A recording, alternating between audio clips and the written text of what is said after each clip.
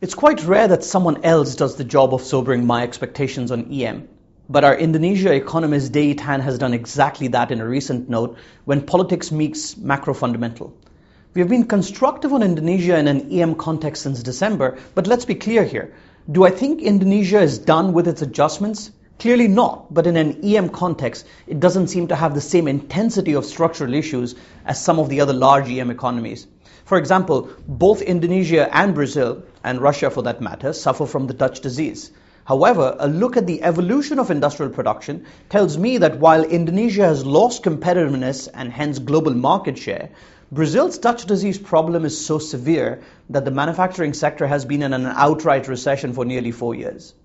On a relative basis, to me, Indonesia does need less adjustment than Brazil. This process is already underway in Indonesia, but is getting further away in Brazil. But what about on an absolute basis? That's where Dei's note is so useful.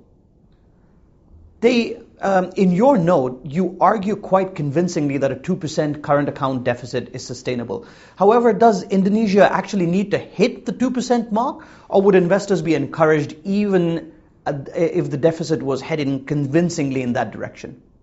Manoj, we think that a 2% deficit is a sustainable one because it can more or less be met by stable FDI and there's no need to depend on portfolio flows. If investors are convinced that Indonesia is headed in the right direction, it could create a virtuous loop in the form of a favorable funding environment. And this could allow Indonesia to run a deficit bigger than 2% without causing pressures for macro adjustment. But the risk is that this could be an uneasy equilibrium, because as long as Indonesia depends on external funding, macro stability would not be in the hands of policymakers, and the risk of a disruptive macro adjustment could arise whenever there's capital volatility. Now, don't get me wrong.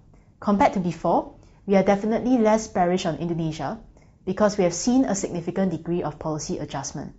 But for us to get constructive, we need to see three things. 1. Deficit getting closer to 2%. 2.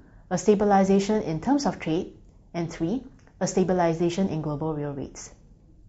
Okay, so the upshot being that the last two are exogenous from Indonesia's point of view, so it has to act on what it can control, the current account deficit.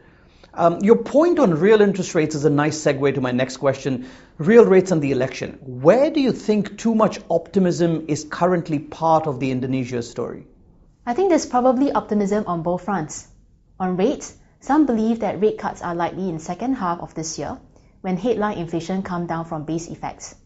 But we think that the room for rate cuts is limited unless inflation really surprises to the downside.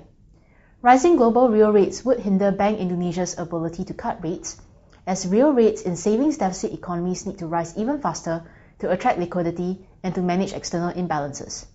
We still expect another 50 basis points increase in the policy rate, and we note that even though BI has kept policy rate on hold in the past few months, short-term market-oriented interest rates have actually continued to rise to where our policy rate expectations are.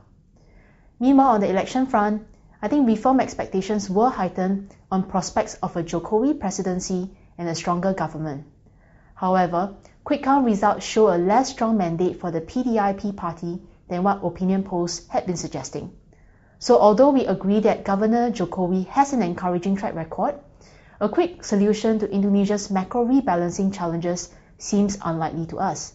And I think reform expectations need to be realistically considered against some other factors like the policy leanings of the various parties, policy preferences of Jokowi, the dynamics between the president and other political players, as well as what policymakers would do versus what they should do. Thanks, Dei. If there's one thing we've seen, not just from Mexico, but from Japan as well, it's that disappointment on rebalancing and reforms can be painful if expectations are not managed and then not met. Your caution on Indonesia's rebalancing is therefore something to be mindful about. Thanks very much, Dei, for joining us, and thanks everyone for watching.